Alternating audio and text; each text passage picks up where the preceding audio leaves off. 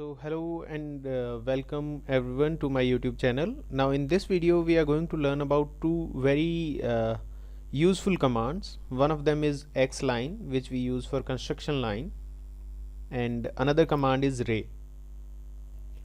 So both of these commands you will find them in draw toolbar, and this is your XLINE or construction line command, and then next one is ray. So we are going to take a look at ray first. So by default, if I tell you ray, so the first thing that will come to our mind is ray is basically related to some source of light, and basically this light goes to infinite length. So same is the case with ray as well. Ray will start from a specific point.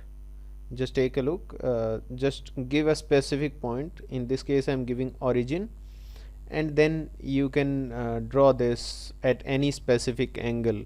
So in order to draw a ray at any specific angle, just simply press less than sign for angle and give any angle that you want to give it.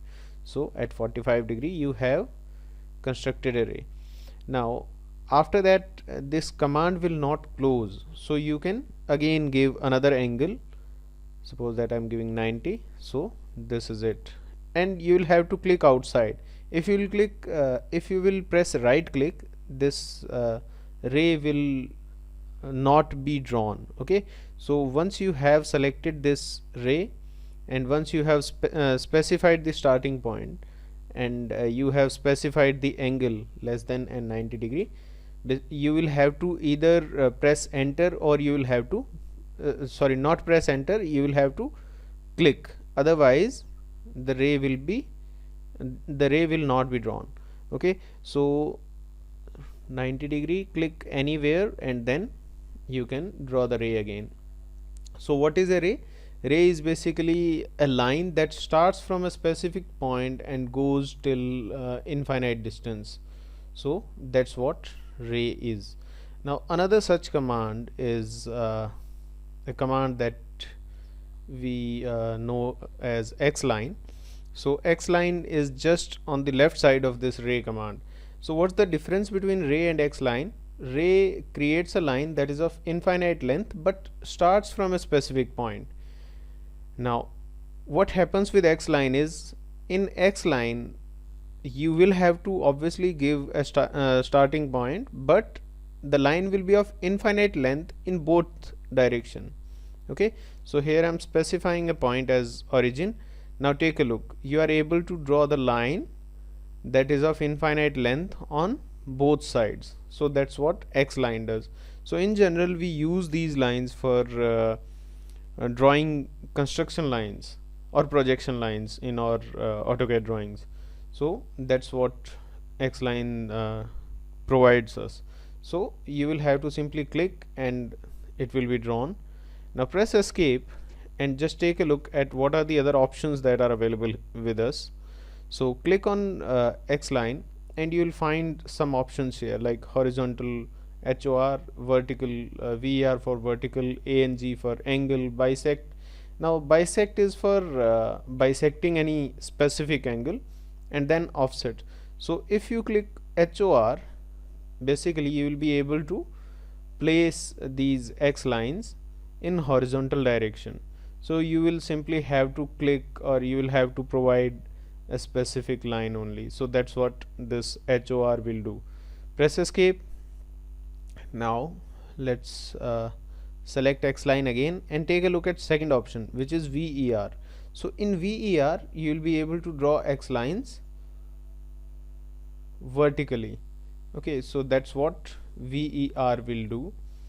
Then press escape and let's take a look at other options as well. So click on angle and just provide any specific angle. So in this case, suppose that I give an angle of 45 degree. So you will be able to place these X lines at 45 degree angle. So basically you can use these type of options while creating a grid, or while creating the outline or construction lines. Now the next thing is select XLINE again, XLINE, and then click on bisect. Now I have a triangle here, so we'll have to specify the angle vertex point. So just specify the first point, then just take a look. I'm repeating the same again. Suppose that you want to bisect this particular angle. Okay, so I'm going to use XLINE command, XLINE, press enter.